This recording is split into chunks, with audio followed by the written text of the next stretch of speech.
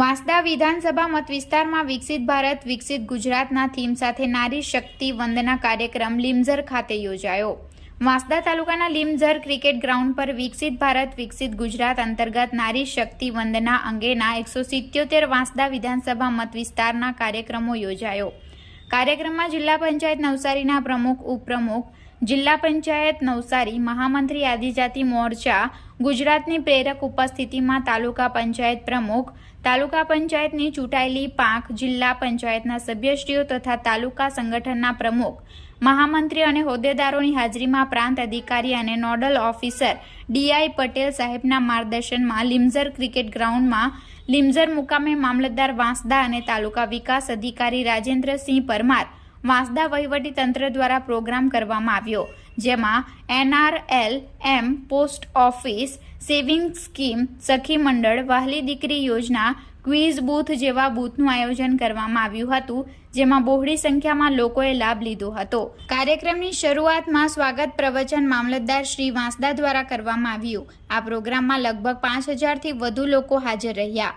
લાભાર્થીઓમાં દક્ષાબેન પ્રતાપભાઈ પટેલ, મુખ્ય સેવિકા Karishmaben Patel, police station based sport centre Navsari Bhartiben Babubhai Patel, Jai Mahakali સખી મંડળ નીતાબેન ચંપકભાઈ પટેલ, જય ભવાની સખી મંડળ મનીષાબેન અનિલભાઈ ગાવડા, પ્રગતિ ક્લસ્ટર સંઘ સંગીતાબેન સતીશભાઈ ચૌધરી, શિવશક્તિ ગ્રામ્ય સખી સંઘ ટીનાબેન ખંડુભાઈ પટેલ, જય પરમાત્મા સખી મંડળ વિધિ મુકેશભાઈ પટેલ, વહાલી દીકરી મંજૂરી હુકમ વિહા મુકેશભાઈ પટેલ, વહાલી દીકરી મંજૂરી પ્રાથાવી કુમારી નીતિનભાઈ થોરાટ, વહાલી દીકરી મંજૂરી હુકમ મેળવ્યા હતા।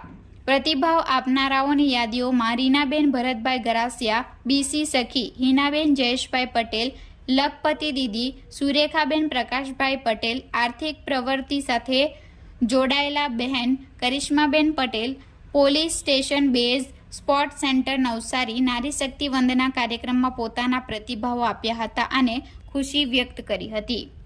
વડાપ્રધાન શ્રી માનનીય નરેન્દ્રભાઈ મોદી સાહેબની વર્ચ્યુઅલ ઉપસ્થિતિ તેમજ માનનીય મુખ્યમંત્રીશ્રીની પ્રેરક ઉપસ્થિતિમાં વાંસદા તાલુકાના આજે લીમઝર ગામે નારી સંમેલન વિકસિત ભારત વિકસિત ગુજરાતનું નારી સંમેલનનો કાર્યક્રમ યોજાયો।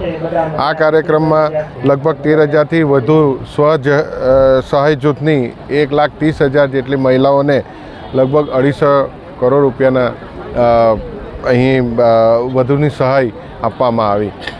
આ યોજનાનો મુખ્ય ઉદ્દેશ એ જ છે કે મહિલાઓને સશક્તિકરણ કરે અને મહિલાઓ આગળ આવે, સમાજમાં પોતાનું સ્થાનમાં આગળ આવે, એ જ મુખ્ય એનો ઉદ્દેશ હતો।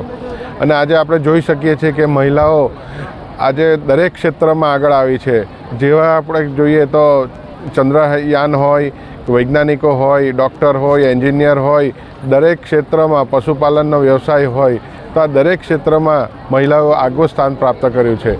આ મહિલાઓના વધારેમાં વધારે ઉત્થાન થાય એને માટે આપણા માનનીય વડાપ્રધાન શ્રી નરેન્દ્રભાઈ મોદી સાહેબે ખૂબ પ્રયત્નો કર્યા છે અને આપણા સંસદમાં પણ 33% જેટલી મહિલાઓને અનામત આપીને એમનું સ્થાન એક સમાજમાં ઉચ્ચ સ્થાન આપવા માટેના પ્રયત્નો કર્યા છે। ત્યારે આખા વિશ્વમાં આપણા દેશની મહિલાઓ આગવું સ્થાન ધરાવે એ માટેના તમામ પ્રયત્નો અમે કરી રહ્યા છે અને સાથે સાથે હું અભિનંદન આપું છું અને એમનો માનનીય વડાપ્રધાનશ્રીનો આભાર પણ માનું છું કે એમણે જે મહિલાઓના ઉત્થાન માટે જે કાર્ય કર્યા છે એ અગણ્ય છે।